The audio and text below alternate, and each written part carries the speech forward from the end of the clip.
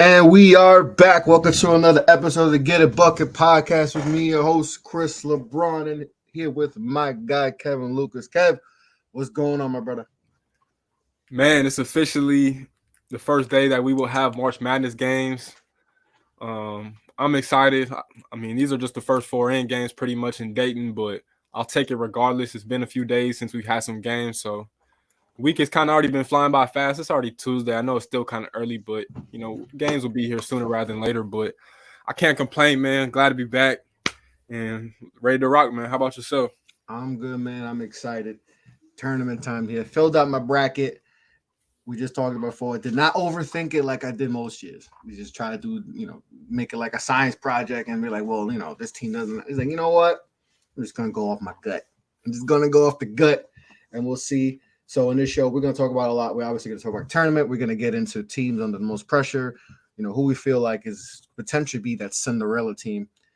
We're gonna talk about coaches under the most pressure. We got a few guys, that need something to happen in this tournament. Then we're going to get into our final four natty picks, and we're going to talk a little bit about the transfer portal because that's always gets people, tensed up. Gets people, all hot and all that. Like people get so mad about that. But let's dive right into it. Let's talk about the North Carolina Tigers. Yes, they are not even in the NIT. They just said, "Nah, we good." And there were some people that were mad at that. Some people were mad at that. I know I saw Tyler Hansborough was like, yo, just play.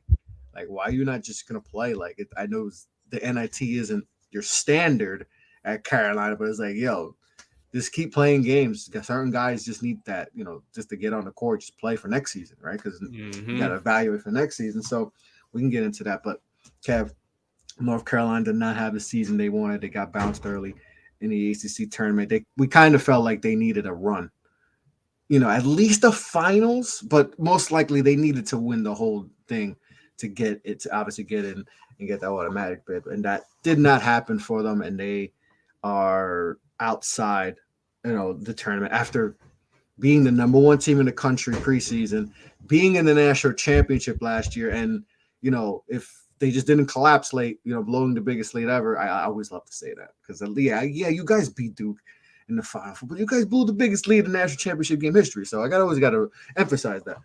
And being so close to being national champions to this season, what, in your opinion, what went wrong for North Carolina this season?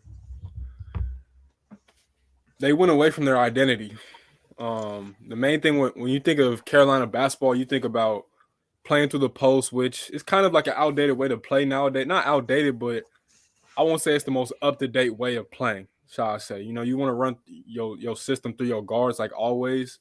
But when you think of Carolina, you think about the big man. You think about crashing the glass. You think about getting second chance opportunities, winning the rebounding battle, and they just didn't do that. The first mistake was, I'll say this, is that Hubert Davis.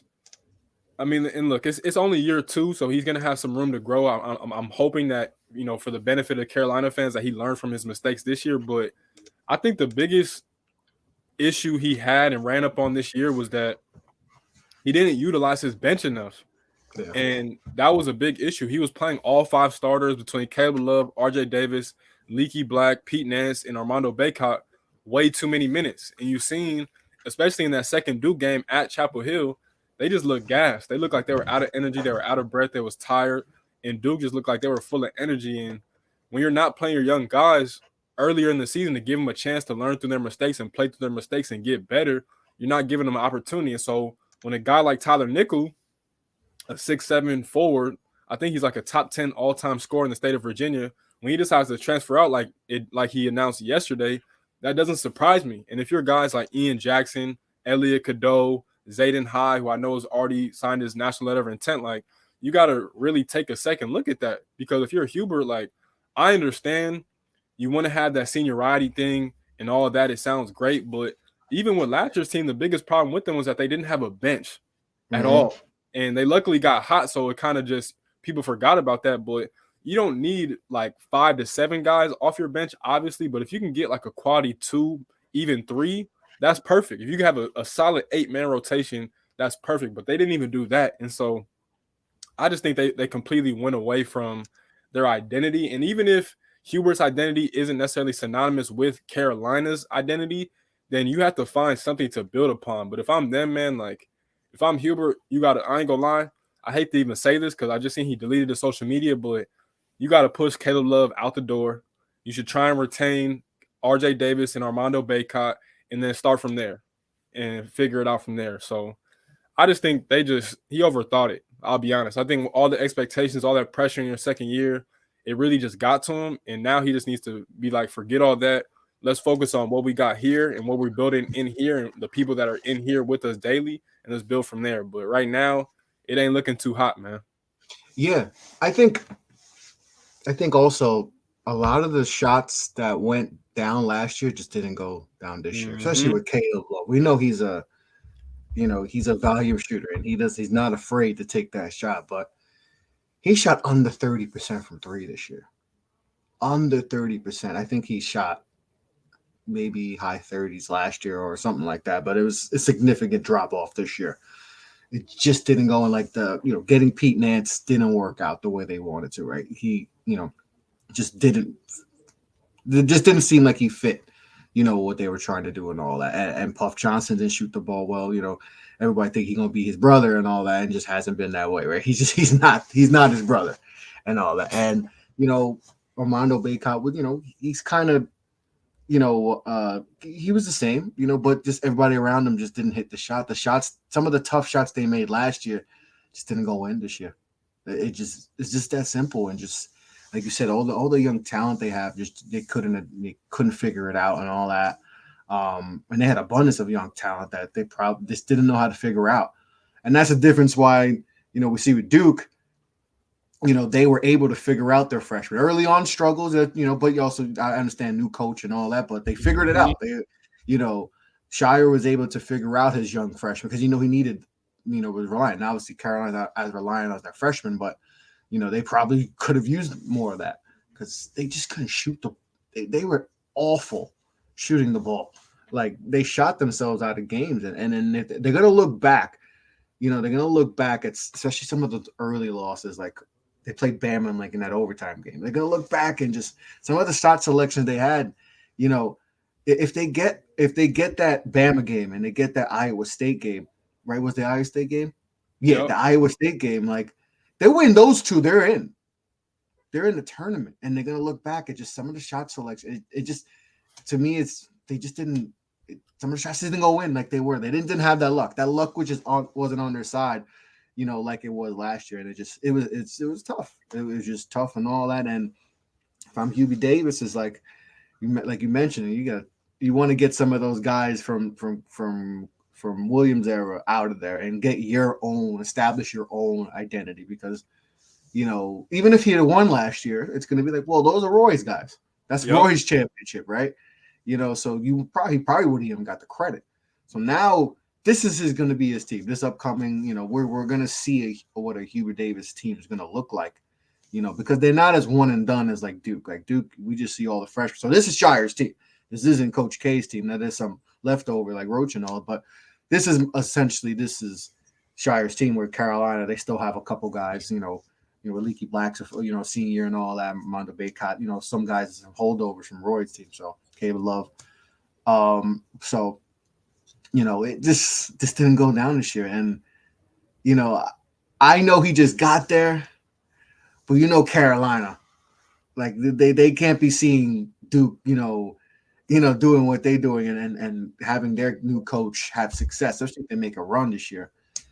So I know we were going to talk about coaches in the tournament having pressure, but there's going to be pressure for Hubie next year. He's going to have some pressure next year. Mm-hmm. He's going to have to figure it out because they could easily be like, hey man, maybe we made a mistake, just hire within, and all that. Maybe we gotta, I don't know, as a coach in Vanderbilt. I'm just saying, got Carolina ties. Mr. Stackhouse. Yeah, and I'm just saying.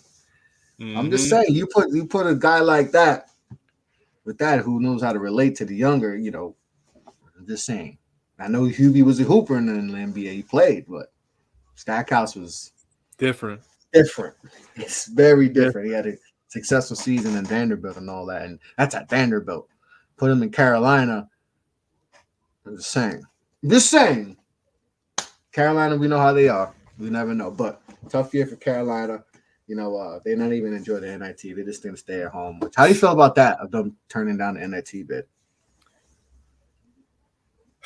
I Is that want to say elitism? Is that elitism? Like, oh, we're just too good for that. We can't be an NIT. But it's like, I think partially yes, but I also think like if I'm being honest, I think that team was just tired of playing with each other. Like that's my biggest thing. I just think they did not want to that's play with each other crazy. anymore. But if I was them, if I was Hubert, I would have taken it just because you want to establish Jalen Washington, Seth Trimble, your younger players. Yeah, I'm Tyler, if saying. you play Tyler Nickel, it's a chance he doesn't transfer. Now he probably already had transferring on his mind because a lot of kids do in the middle of the season. But again, man, essentially those three names I just mentioned, he wasted all three of their freshman years just because he barely played them at all. And when he did play them, they played like 6 minutes. They would make a Yeah, mistake and they were garbage right back on the time. bench. So I'm just like, man, you should have taken it because that would have been a chance for not only those players to grow, but you to grow as a coach, your assistants to get better and figure out the different types of things that you guys like. Even if it's just 1 to 2 games, it helps out in the slightest. And I know guys like, of course, Armando probably didn't want to play in it because he probably would have felt ashamed. But man, anything you could do to make your program better, you do it at this point, especially when you're a young coach like Hubert Davis. Why not? It could be also that they understood that and they were just worried like, yo, if we lose in the NIT, we might Man, just get killed more. It's like, yo, let's just not even chance that. And like you said, they just weren't rocky with each other too. So, but that's on coach though. That's on coach. He has that old school style too. So, and we know how sometimes that cannot favor, especially a lot, especially in today's basketball, like that just doesn't rock the way it used to. That's why we've seen a lot of these older coaches, starting to go away and all that. So, it could be the case if you lost the locker room. That's not a good look though on coach. You can't lose the locker room at all. I know it's easier in college because you're gonna get new players and all that, but not a good look. But we'll see what happens. Tough year for UNC. But let's go into another hot topic: the transfer portal. mm-hmm. This gets people riled up. The transfer. You just say transfer portal, and people just like want to throw hands and all that. And obviously, we've seen some names enter. We always gonna see names. We saw a bunch of names, in the first day enter the transfer. I think it was like I think they said a couple hundred or something like that. Um, I don't get as hot as people get with the transfer portal as far as getting so mad because it's how it's changed college basketball and all that. And um, I just don't get as mad. I understand there could probably be some rules to try to tamper and all that and not make it so crazy. But at the end of the day, like it's kids just want other opportunities. Like I don't understand why we get so mad at. Like, listen, we know the decision to pick your school is tough. And sometimes you just pick the wrong school. You just think everything, and then everything goes south. Like, yo, let me get out of it. Like, I don't know why people want people to get stuck being miserable somewhere. Because for one player, they went 4 years and they sticked it out, and they wound up having. Like, I always hear that with Joe Burrow, right? In Mm-hmm. college football, like, oh, he stuck it out. It's like, yeah, I mean, it worked out for him, but guess what? There's more instances of it not working out than it is. He's an outlier. He's one of a Yep. what. There's probably people who did the same path as him and don't have that success and all that, especially for like a position like quarterback too. Like you got to pick the right, you got to get out as soon as you can because you're gonna lose time and then that's it. You're done. So I just don't get why people get so mad. Kids, and now it get crazy when you see kids in 4 schools and 5 years. Yeah, all right. So maybe we do some restriction, maybe give them 2 limits and all that. Mm-hmm. Like it's better than it was where you had to transfer and miss out a whole year. Like I don't know why people like they rather go back to that. To me, that was garbage. Like you miss a whole year and then teams blocking, you can't go play in the same conference or in the same state, all that BS and all that. But coaches could leave though. Coaches could leave, after a year and dip and after signing extension. How many times we see coaches sign extensions for 9 years and they're out? That's so like why is it we get so mad at players? So just give me your thoughts on the transfer portal and just like and why do you think people get so uptight when we hear the word transfer portal? I think just like everything in life is pros and cons to it. Mm-hmm. As you mentioned, like it's dudes that go in and never come out. They never find another home. It's dudes that go Yeah. in and they get to a better destination. It's dudes that go in, they go to a place they don't like. But to me, it's just like when you compare it to some dudes go in and they go to a worse situation. It's like it's plenty of high school kids that are committed to schools right now that are going to go there and not like what they thought it was going to be, and they're going to They end got up sold the bill of freaking out. goods. They got sold Exactly. this. So Oh, this is this and that and this. And guess what? The coach is going to get fired. it happens all the time. Halfway through the year. And you mentioned the coaching thing.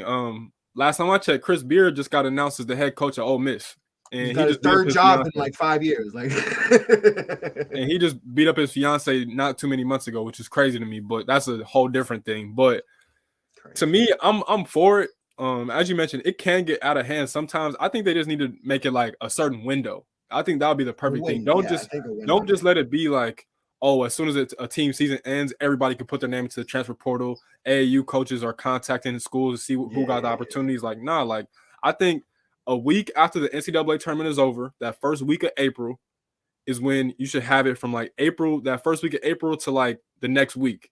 And that should be the period right there. And everybody got to figure out. And obviously, you got to take your official visits. You got to do different things. That's why probably like maybe even a month. Probably a month is probably fair, right? But I don't want it to be prolonged to where it's like we're waiting for the decision of a top player for the entire summer. For instance, JJ Starling, star, NBA player. We all know this.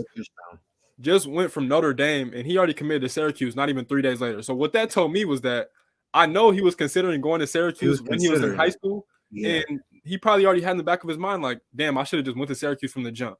So it's just like, again, and he was a big time recruit too, 5-star, McDonald's, everything. Like, so like you said, like, yeah. So he thought Notre Dame might have been the move, and it just didn't work out. So, and like you said, I don't know what his top 5 was, how his recruiting was, what schools. Syracuse was in it though. Yeah. So you're saying Syracuse in it. So maybe he was. They was between Syracuse and Notre Dame, and just Notre Dame told him one thing, and he was like, "Oh, I'm gonna play," or whatever. It was playing time, or NIL, whatever it is, and it didn't come to fruition.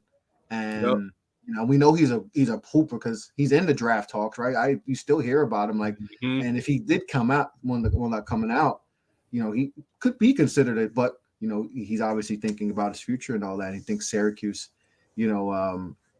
especially with Boeheim on, maybe he thinks that's just a better situation for him. So, we see a lot of that, man. We see a lot of that. Like, kids just make mistakes sometimes with picking schools.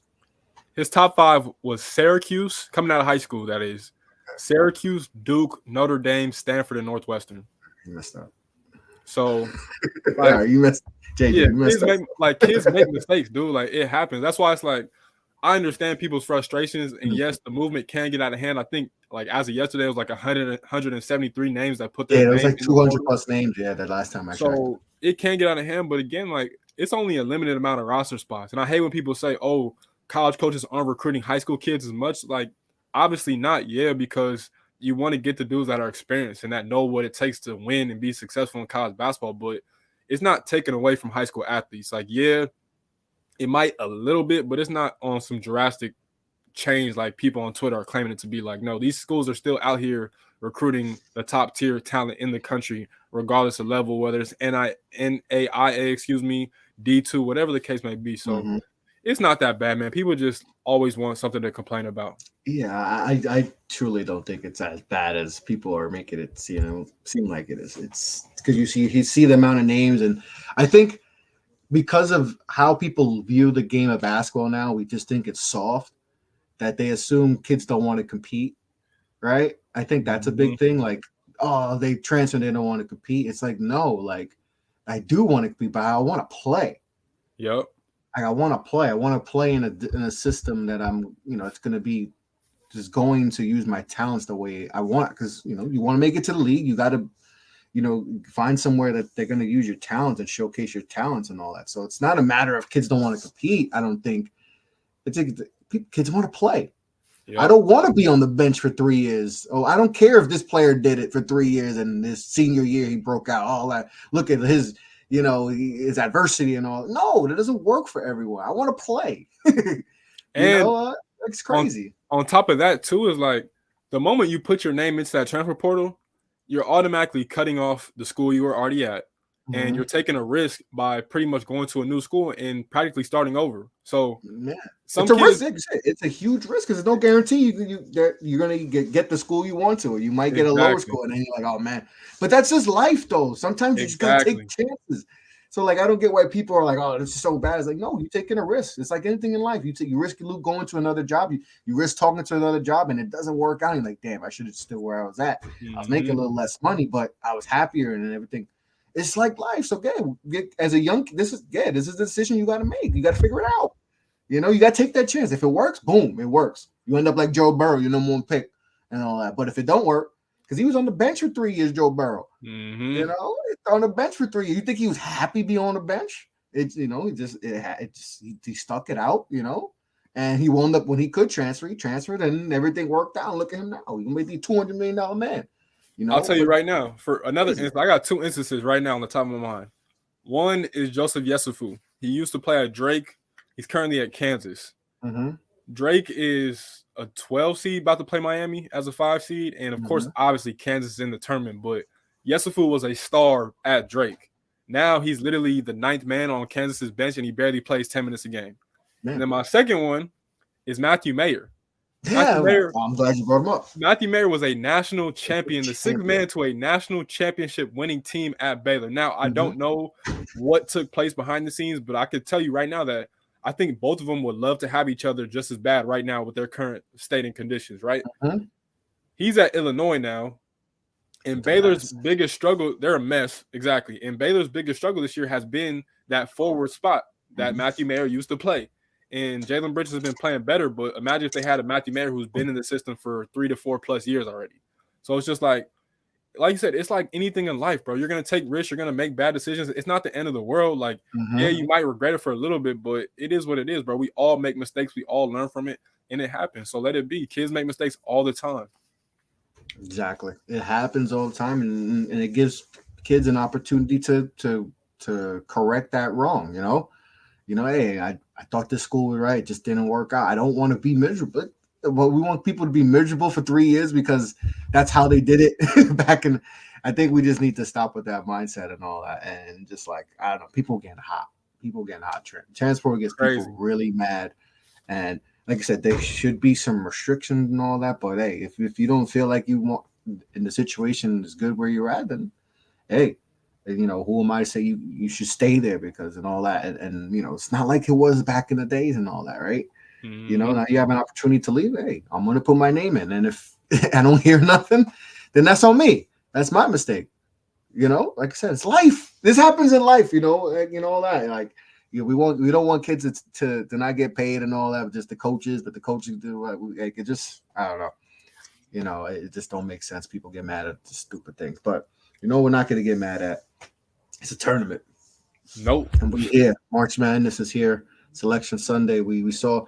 You know, we did our live stream, and for the most part, we didn't really see a lot of teams that, you know, are on the bubble that didn't make it. You know, not a lot of craziness, right? We didn't see, oh my God, like we talked about Nevada, you know, and Rutgers and all that. But I also see it like this: if you're on the bubble, man, don't be on the bubble, man.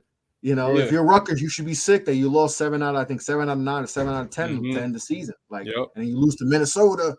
You know, like it kills you. That's, you know, especially that's how the committee is seeing. And we saw from the committee, they didn't really care what you did in the tournament, in the conference. Because we saw with Duke and plenty of teams that had runs that it's like, whoa, like we thought Duke was a 5 seed before the tournament. They win it and they're still a 5 seed. You know, UVA doesn't, you know, they beat UVA and UVA moves up and all that. So, you know, Rutgers can have an argument, but for the most part, it's like, hey, you know, maybe you can talk Rutgers over Nevada, Oklahoma State, and all. But for the most part, I feel like the committee got it right.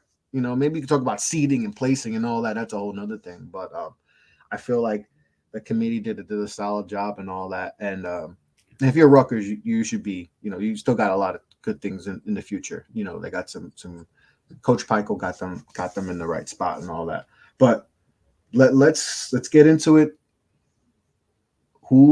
Give me some teams that are on upset watch, Kev. Who we feeling that, you know, and we won't go like the 9 over an 8 or 7-10. Let's get it spicy. Let's go 5.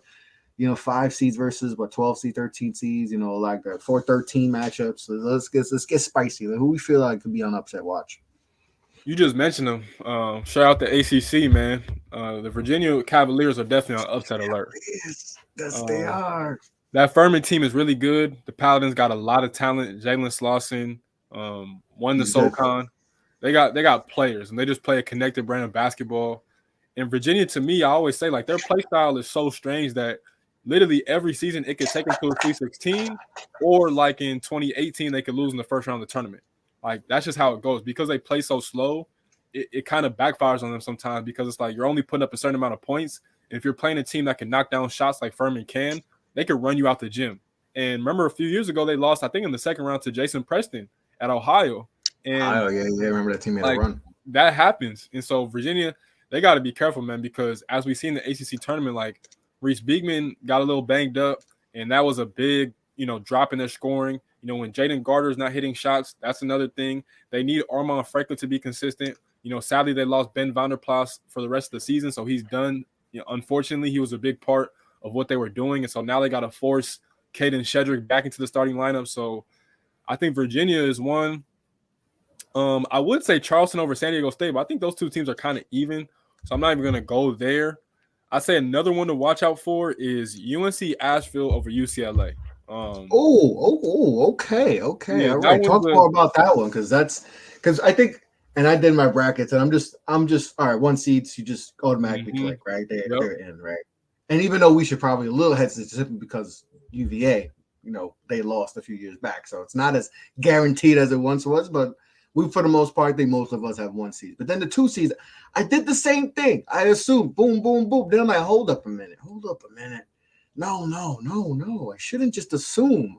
Mm-hmm. And now you just put UNC Asheville and UCLA. So talk to me more about that because now you're going to have me thinking, Kevo. And the reason I say that is just because that UCLA is hurt, man. They're banged up. Jalen Clark is out for the season with that torn Achilles. Sadly, he's one of my favorite players in the country. I've been watching him since he was in high school. He's a special player. Hopefully, he has a speedy recovery. But Adem Bona got hurt in the Pac-12 tournament. That could be. I don't know if it's going to linger like that or not. But a shoulder injury is kind of hard when you're a big man. You got to constantly try and block shots and contest shots. So that's tough. But when I look at this UNC Asheville team, if you have not heard the name Drew Pember, please go watch him play. Hooper, man. He's a Please hooper. go watch him play. And they have a legit squad. And they could beat you in a plethora of different ways. And they just get the job done, if I'm being honest with you. Tajon Jones, another really good player. Again, Drew Pember just gets the job done. He's from Knoxville, Tennessee. I know the Vols over there in Tennessee would have loved to catch him in the city, but they couldn't. But they messed up there. And Mike Morrell's just a hell of a coach, man. And I'm not betting on it personally because I do trust in Mick Cronin. But I could see UNC Asheville knocking off the UCLA Bruins. And, again, it's in large part because UCLA right now is just a banged-up team. And then my last one is VCU over St. Mary's in the 12-5 game. I agree with you with that one. I love VCU, man. Ace Baldwin is the truth. Jameer Watkins, player, none. Their defense is stifling. Like, outside of Houston, I honestly believe VCU probably has the most disruptive defense in the tournament. Like, they just force turnovers. They put hella pressure on your guards. They make you do uncharacteristic things. They throw off your timing offensively. VCU, man, is a hell of a team. Mike Rose, the lone A-10 school to make it to the tournament. A-10 had a down year, but the Rams, man, ever since Ace Baldwin got healthy and got back into the court, they've been a completely different team. And when I'm looking at St. Mary's, like, yes, Aiden Mahaney is special. Logan Johnson is a really good player. Randy Bennett is a hell of a coach, but I think with the physicality that they present, it's going to cause some issues to that St. Mary's team that's just like Purdue. They've struggled dealing with full court presses for a good majority of this season. So I like VCU in that game, man, to win as a 12 seed over a 5. Yeah, I'm on you with VCU too. Like, I love their defense and all that. I think that's going to give St. Mary's a lot of trouble. But you got me thinking about this UCLA UNC Asheville one, simply because said Bowman was hurt and all that, and I might have to. See, they're gonna make me think about that one. I might have to take the rest of the day to think about that one as potential because it feels like I feel like one of these twos are gonna lose. I feel like they're one of these twos are like I said, UCLA banged up Marquette, Vermont, they should beat Vermont, but you know, I know people that are still skeptical about Marquette. So it's like, okay, like, Hmm. I feel confident in Texas being Colgate, but Texas, got some young player, maybe they slip up. Arizona should beat Princeton. I feel like Arizona potentially could have been a 1 seed, Yep. but yeah. I got to think about the UNC Astro one because that one's like the size they have and all that. They could do something. That could be the one. If there is a one, maybe that could be that could be the upset, and that's the upsets of all upsets. Hmm.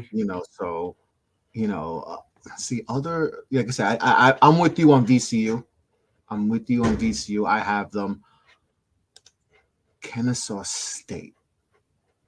I'd also say too, Feeling watch out. Kennesaw State. Yeah, Kennesaw State can. I'm not gonna lie. Amir Abdul Rahim, he's done a hell of a job there. Xavier without Zach Freemantle, they've been struggling offensively. They could definitely win that. But I'd say watch out for tonight's game between Mississippi State and Pittsburgh. If Pittsburgh can win that game, they could beat Iowa State. Just because Iowa State, they struggle to score. They can't score. Their defense is elite, though. They're like Tennessee. Their defense is great, but they just eventually you got to get a bucket. And I don't like if they play Mississippi State, but if Pittsburgh wins tonight, I would take Pittsburgh over Iowa State. I think Jeff Cable can get the job done and beat a tough Iowa State team. How do we feel about those teams that are very defensive oriented, like you said, like the Iowa States, the Virginias, and all that are so defensive oriented? How do you feel about them in tournament time? That struggle and also struggle struggle mightily offensively, like those teams. Like Virginia is like they can you saw that Duke game and the defense was great. They scored 18 points in the first half. Mm-hmm. Like 18 points. Like even Duke to an extent too, but their offense it seems like they figured it out offensively, so there's a little bit more cohesion and the offense, the efficiency is better. But the UVA, like I said, Iowa State, there's certain teams that you're just like, okay, the defense is good, but you got to be able to score in the tournament. Mm-hmm. To me, it's like it's such a weird conundrum because me personally, when I hooped, I took pride in playing defense. Like I love playing defense. That's what I would. I had to. If I would have made teams if I couldn't play defense because they didn't trust me offensively. Exactly. So it's like you want to trust defense because at the end of the day, like defense still does win championships. You look at all the past national champions, Villanova clamped everybody. Carolina 2017, Virginia in 2019. Like you still have to play defense, but again, you have to also be able to score. And so it's such a concern because that's Virginia every year. They always have some great defenses in whatever offenses. It's the same thing with Tennessee. That's why I don't like Tennessee because Tennessee, they don't maximize their offense. So like I'd rather, as much as I hate to say this, I'd rather you be a decent defensive team and a good offensive team than being one of them teams that we're talking about right now. Because I agree. Again, you have to be able to put the ball in the bucket, bro. That's the main objective of the game. And then, of course, vice versa is to stop the other team from putting the ball in the bucket. And you just have to rely heavily on one or the other. And usually offense wins out in most circumstances, especially in these circumstances. But to me, it's just like I want to believe in these teams. Tennessee, I can't just because the losses of Kai Ziegler is going to be too much to overcome. Yeah, he's out. But like Virginia, they could theoretically, just because I appreciate the talent that is Reese Beekman, but Reese Beekman alone can't do it himself. You need Kihei Clark, who's a fifth-year senior, to knock down some shots. He was like, he was 0 of 8 versus you guys, something like that. Like, that can't happen. You know what I'm saying? And the same thing for Tennessee. Like, when you look at Tennessee, Vescovi was the shooting guard for all season long, and he wasn't like a not break you down off the dribble type shooting guard. He's a catch and shoot. He's pin downs. Yeah. Now he's the point guard. So that means he has to be able to create his own buckets way more than he ever had to previously before. And he can't just run off of pin downs because he has to try and set up other guys. So it's really tough to trust them teams. Like I could honestly see both them teams losing in the first round, and I would not be surprised whatsoever. Yep, and struggling from 3 points. So you got, teams. That's what say it worries me with teams like that, like a defensive oriented teams who struggle from 3. That and then they're playing teams in the first round that are good 3-point shooting teams. That can be a recipe for disaster, because if you get down a little bit, you can't rely on because you're not a good 3-point shooter, you can't get back. and all that. Mm-hmm. And then you just, because we see this all the time, tournament, we just see teams just go lights out. These mid-major teams just go lights out from three, and some of these teams just they can't get back because they're just not good perimeter teams, and we're gonna see that. That's gonna lead into the second question: is who we think are these potential Cinderella teams? Do you have a team in mind that you think can make a St. Peter's run? You know, who's going to be one of these teams that you could potentially see, you know, be the darling of the tournament? I'm not gonna lie to you, man. It could be VCU, but Could be honestly, I'm gonna VCU. go with the Memphis Tigers. And I know they're not as of a mid-major as St. Peter, so that's kind of like a cop-out. But when I look at Memphis, man, like, first of all, they're going to have to play FAU, which is going to be tough as hell because we've seen the season that they've had. But I could legitimately see Memphis potentially playing Purdue and them knocking off Purdue and getting Purdue out the paint just like that. And if they win that, they'd have to match up with your Duke Blue Devils. And depending on how they're rolling or not, I can see them matching up with y'all. Now, you guys would have the better athletes. Of course, you're going to have the better athletes in 99% of the games that you have. But They could definitely beat us. Yeah. when you have a guard like Kendrick Davis, you can win in any game that you're playing in. That's just how the tournament goes. So I'm going to say Memphis, man, because I just truly believe like they do have a hard path again.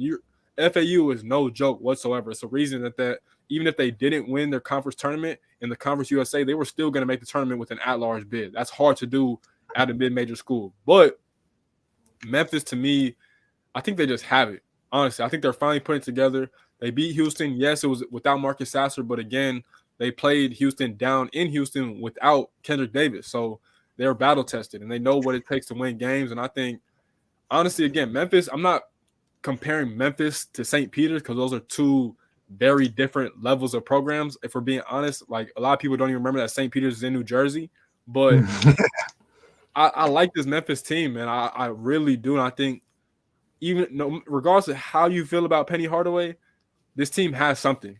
And they got that pride and they just play a good brand of basketball. And again, I cannot overstate enough. Kendrick Davis is one of the 5 best point guards in the country. When you have one of them, you're going to have a chance to win on any given night. Yeah. No, you're definitely right. They can, and it seems like they're playing their best basketball at the right time. So they definitely, but for me, I think Drake can make a run. I like that one Drake can make a run. You know, they got Tucker DeVries, who's that's someone that's, you know, I didn't hear a lot about early, and you know, a lot of people brought him up like, yo, you got to watch this kid. You got to watch this kid. I'm like, oh, season 1, he was showing a lot of flashes and all that. And they shoot the ball, they shoot the three real well. And Miami, they're banged up too. Miami's banged up too. They don't have a lot of size right now. Defensively, Drake is solid too. So like a lot, you know, Miami's had a great season, but I could see them slipping up. And then you'd say that if you talk about a potential next round matchup between them, you know, Indiana and Kent State, you know, they could definitely beat Kent State and Indiana. Like, what Indiana team do we see? You know, there's some games Indiana looks like a national championship contender. And there's days like, yo, they could lose to Kent State in the first round. So I could see Drake getting, and then, you know, let's just say Drake. So Drake with Indiana, Kent State, let's say Drake comes out of that. That's a potential matchup with, I think, let's say they win that one. Just trying to look at the thing. So they beat them. Got that matchup. That's a potential, you know, Xavier, Iowa State, Texas. Like, saying Drake, I think Drake could do something. Drake could. Oh no, am I right? Yeah, they got that. Okay, so they played So they would play all like Auburn or Houston and all that potentially there because they're in the upper Midwest. So yeah, I don't know. I like this Drake team. I have them beating Miami. How far do I have them going? I think they got them in the Sweet 16. You know, Drake. Let's see. I'm looking at my bracket. Yeah, I got them. I got them in the Sweet 16. I got them, you know, yeah. So I got them in the Sweet 16. So I don't know. I like this Drake team a lot. They like defensively, they're good, and Tucker DeVries is someone that is played tremendous this season. Crazy efficient year, you know. So I don't know. I think Drake could be the potential Cinderella for me. I really like this. I can see that, man. Honestly, I think they're due to make a run too because they've come out of the Arch Valley tournament a few different times, winning it. They've been there. I think they were in the first 4 a few years ago when they beat Wichita State. And I think they're due to get a couple wins, if I'm being honest. And again, like you said, I love Miami, but if Norchad Omier, he's not going to be 100%. No way. And with that ankle injury and only coming back within like a week, that's tough. That's super tough. And he's a huge piece and part of what they do when it comes to rebounding, being able, even though he's undersized, he can guard tall ass centers. Like, that's hard. So I can see Drake making a legit run, honestly. That's a great pick for real. Yeah. I like this Drake team, and I'm feeling good about Drake making a little bit of a run. So that would be my potential Cinderella. All right, coaches on the hot seat in this tournament. Who we feeling needs to make some type of run in this tournament to, to secure their spot. Because like and one coach we'll probably be talking about is the coach from UConn, Hurley. And we talked about before the season, like we need you to do something this year. And you're going against Mr. Patino in Slick round Rick. one. You're going against Slick Rick, and we know Rick. He always got tricks up his sleeve. So who we got? Who we think is under the most pressure? In this tournament. I gotta stick with Danny Hurley, man. I gotta keep that same energy. I agree gotta with keep you. that same energy. They've had an amazing year. I don't want to take that away from them whatsoever. Like Jordan Hawkins is a star, Adama Sanogo, Tristan Newton has been up and down, but when he's good, he makes that team great, in my opinion. Alex Caravan, I think he won Rookie of the Year in the Big East. They just have players. Donovan Clingan off the bench, backing up Sanogo, Andre Jackson. There's so many different guys in this roster that can just make things happen. And this is year 5 for Hurley at UConn. And he doesn't have a single NCAA tournament win. Not one. Last year, they got bounced to New Mexico State. Teddy Allen went crazy. I think he had like 37 in that game, and he got him up out the paint. But this is your time. If you're Danny Hurley, you need to take full advantage of this moment because you might not ever get another team as talented as this current UConn team is, if I'm being honest. And when I'm looking at their route, I mean, it's not that bad. Again, you're going to have to beat Rick Pitino, which is no easy task whatsoever. Even if he's at Iona, I get it. But after that, you have to play VCU more than likely. I mean, if you're UConn, you should beat a team like VCU with all due respect. And after that, you have to run into probably Kansas in the Sweet 16, which is tough. But you should be able to get to the Sweet 16 if you're UConn. And for Danny Hurley, like, I just think you have to. And then the other one, I'll say an honorable mention, is Cal. And a lot of Kentucky fans going to say, oh, you're crazy, blah, blah, blah. Kentucky has not won an NCAA tournament game in 4 years. 4 years. Think about that. That's a long time for them. That's just one tournament game. I'm not saying Sweet 16. I'm not saying Elite 8. I'm not even saying Final Four. One NCAA tournament game. They have not been outside of the round of 64 in 4 years. And I love Cal. But I think a lot of people get misconstrued with Calipari, the coach, and Calipari, the pioneer. What he does off the court for the game is generational when it comes to being the first one and being innovative with the one and dones, implementing new ideas and regulations into college basketball. But when it comes to coaching, I can't put him in the same stratosphere as K, Self, Izzo, all them guys, right? But when I look at this, first of all, you're going to have to play a dude that just left your program in Bryce Hopkins. If you don't think he's going to be as hungry as ever to beat you guys, you're out your damn mind. You're out your goddamn mind. So you're going to have your team not even just prepared, but overly prepared to come into this game and be ready to put up a dogfight. Because even though Providence isn't playing that well right now, they're still tough as hell to beat. And Ed Cooley's going to get them guys ready, right? Mm-hmm. And so when I look at it, like, Cal needs this. And on top of that, you have the reigning National Player of the Year, or soon to be more reigning National Player of the Year, because I'm pretty sure Edie or Brandon Miller is about to get it. But you have Oscar Tshiebwe. Cason Wallace was hurt a couple weeks ago. He's still dealing with the ankle injury. That's going to be tough to figure it out. But Antonio Reeves has been playing high-level basketball. He had a damn near 40-piece in Fayetteville versus a really good Arkansas defensive team, right? So Cal needs this. And this is not me saying that either one of these guys are going to get fired if they don't, meet expectations or whatever. But I'm just saying, like, that seat is going to get a little bit hot because just a few months ago, every Kentucky fan, not even a couple months ago, last month, every Kentucky fan was calling for Cal's head. Mm-hmm. They were all saying, oh, he needs to go to Texas. He needs to retire. He needs to do this and that. And they just forget that a season is long and every team has its highs and lows, peaks and valleys, pros and cons. And so Calipari needs this, man. He needs this. I know he's probably not going into it saying, "Oh, we have to win," or I'm pretty sure he is, but I don't think he's saying, "Oh, we got extra pressure." But man, the committee, as we said on the show, the committee knows what they're doing when it comes to putting these teams together and matching them up. Like Bryce Hopkins is going to come at them hungry. He's going to be angry to play against his team, and his emotions might get the best of him, but he's still going to want to just smash Kentucky and get them out of there. So Calipari and Hurley, man, they got some real pressure that they gotta confront, in my opinion. Especially with Bobby Hurley. I mean, with Danny Hurley. Yep. Just if we're just gonna go based off how the last coach did, right, with Kevin Ollie, right? Kevin Ollie won a national championship, right? And I know it didn't end well the last 2 seasons and all that, but he won a national championship and he won some games in the tournament, right? He got them what they're three out of what in the 6 years he got there 3 times and all that.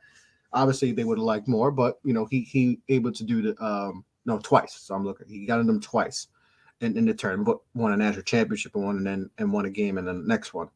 So Danny Hurley hasn't even, like you mentioned, he hasn't even won a game in the tournament, and I think that's why we said coming into the season that he has pressure because he has a talent, and especially this year. And then there was a point this year where we're like, yo, they're this team is definitely the best team in the country. And then they, had some ups and downs and all that, but they lose to Iona.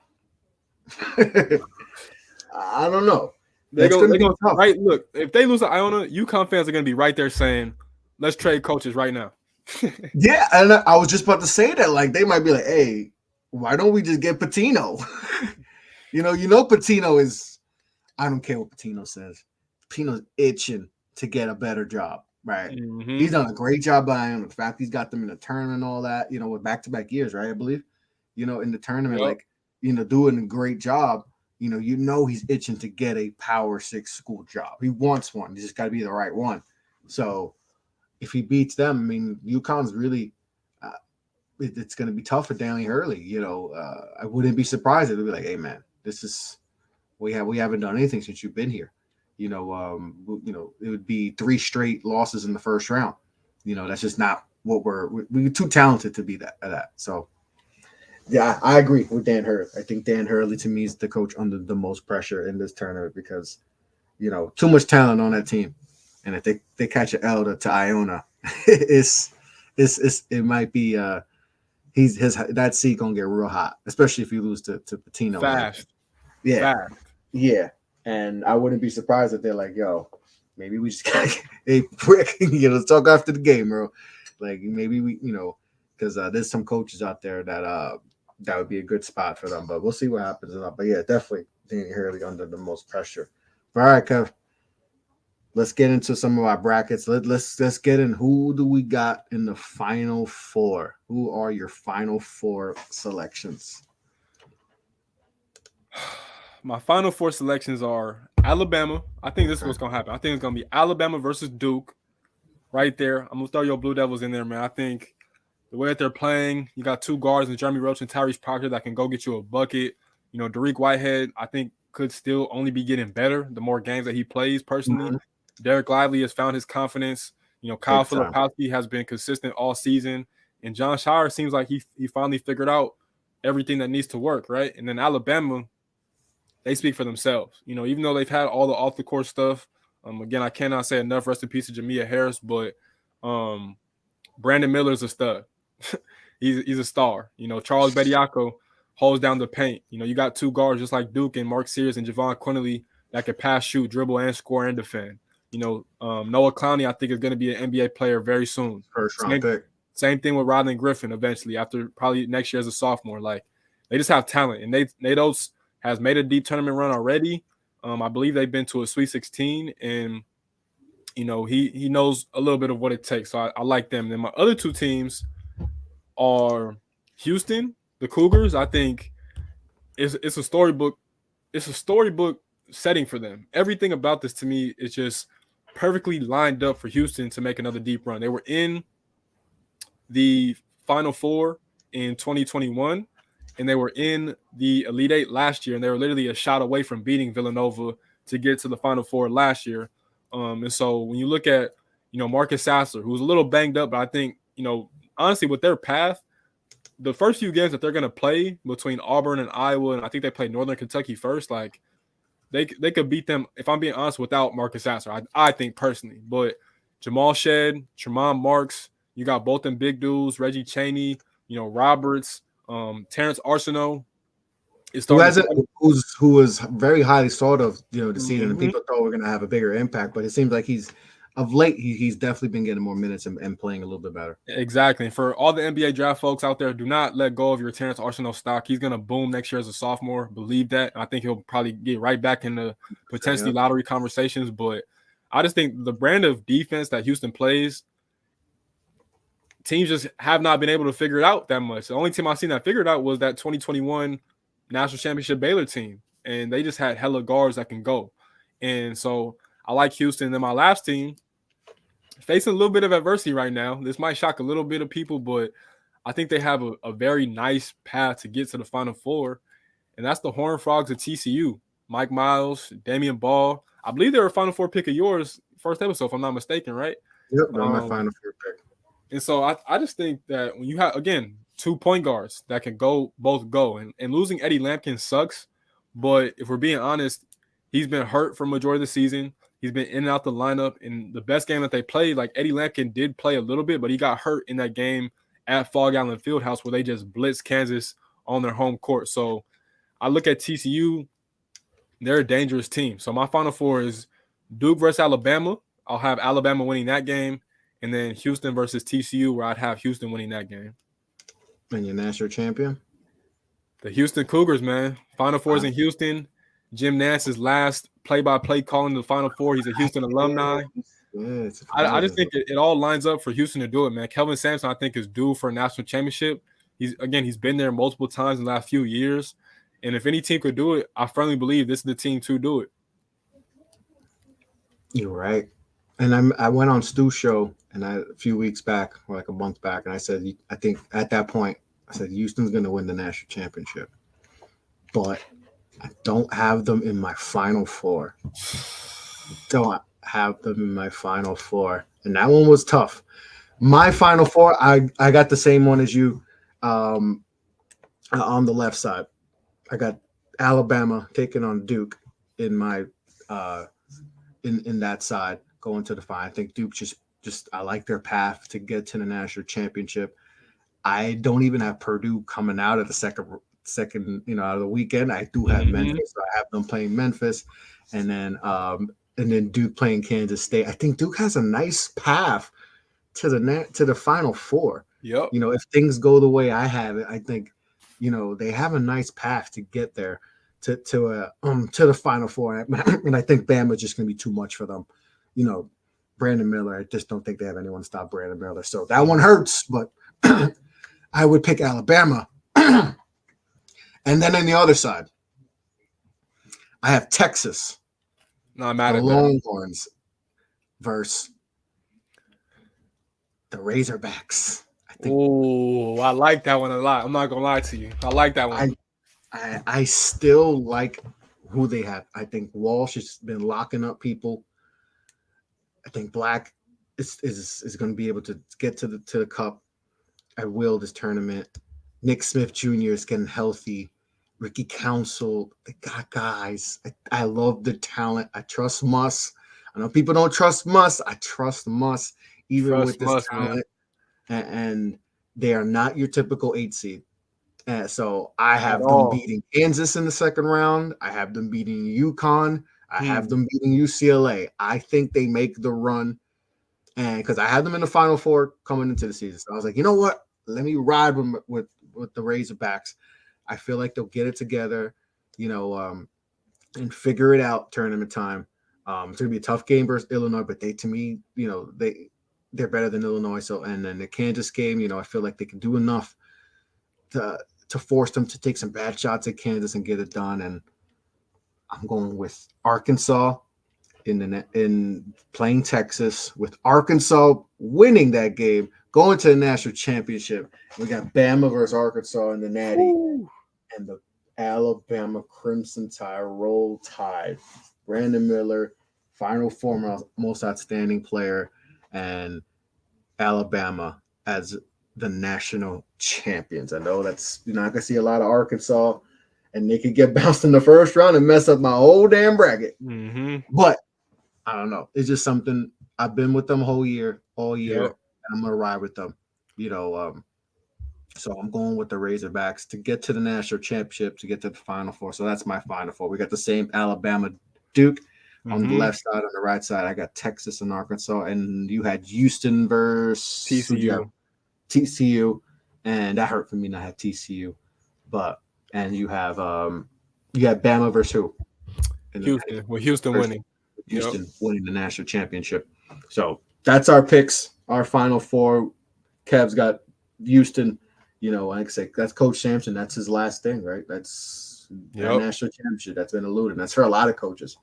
We got some coaches that they win the national championship. It's like we talked about Mark Few. He wins one, and then this and it's crazy. Like he's had probably a lot of better teams, but this team we don't even talk about Gonzaga. Last time we talked about them when they play on the ship versus you guys. Mm-hmm. I haven't really talked about Gonzaga. You don't really hear a lot of Drew Timmy stuff, but that might be to their benefit because it's just Yep. going to be under the radar. So maybe this it could be. I look at potentially their path to the national championship, and then you know TCU in round two. Yep. That's going to be tough, but that's a winnable. And then UCLA, potential Arkansas, and all that, like UConn. They have a path where they can match up well with UConn as far as size and all that and perimeter play. UCLA's banged up. They can be like, this is why we love March Madness because this could change a lot of perceptions on coaches, players, draft stock. A lot of guys. Brandon Miller has potential to. We were people are already talking about him that he's. We had locked in Wemby Scoop. Now people are like, hold up a second. It Mm-hmm. might be Wemby, Brandon Miller, and if Brandon Miller has a tournament of all tournaments, gets to a national championship, wins it all, it's going to be because of him. Let's be keeping a bug, right? Like Alabama wins a national championship, it's going to be because Brandon Miller went off and all that. So potentially for him to change the landscape of the NBA draft and all that. Coach Izzo. We talk about Coach Izzo, like he got the one, and we respect that, but like get two. He has a path. There's a path for him. He gets his second national championship. We're talking about him as far he's already considered one of the greats, but now he's put in a whole different stratosphere. He gets two. So there's some Shire. What if Shire wins one? Like if Shire goes his first year and wins a national championship, like there's that's going to be crazy, But there's a lot of coaches, what if what if Muss wins one as an 8 seed? We had them, if they're healthy, I think they're a 1 or 2 seed. What if Mm-hmm. Muss, comes out and he wins a national championship? Kansas back to back to be the first back to back since Florida, Terry since the Donovan. Gators did it, Mm-hmm. and it doesn't happen a lot. The last time that happened before that was Duke in the early 90s, 91, 92. It doesn't happen Yep. a lot. So they have a shot. What if, Purdue? What if Purdue does it? There's so many. This is why we love March Madness. There's so many storylines could change a lot of fortunes for a lot of coaches and all that. And it's here, bro. I'm excited, man. I'm excited, Kev. It's going to be exciting time. Can't wait to get into it. Watch some games. Gonna have 18. I'm trying to get some more TVs because there's so many games and all that. I got to get phones, because there's so many games and all that. But Kev, that's another edition of Get a Bucket podcast, man. Tournament edition. We hyped. We can't wait, man. Yes, sir, man. Enjoy these games. It's kind of bittersweet because as much as I love it, it also marks the end of the college basketball season. So, and I hate to see, seniors' careers come to an end. That's probably the worst part of it all. But Oh yeah, that's tough. It's tough to enjoy it see. while it's here, man. It's one of the best sporting events in the world, in my opinion, not being biased. And yeah, man. Another great episode. Shout out to Off the Ball Network as always. Shout out to everybody that listens weekly, whenever. We appreciate you guys, man. Yep. And can't wait to see one shining moment so I can shed a tear. That I don't know. That one hits the feels. That Yeah. one hits the field. One shining moment. That one hits the field. So we'll see who's going to be holding that trophy. We'll be doing. We'll have another show definitely. After the weekend, we'll see what happens. Once we get to the round 32. But that's an addition. Get a Bucket podcast. I'm Chris LeBron.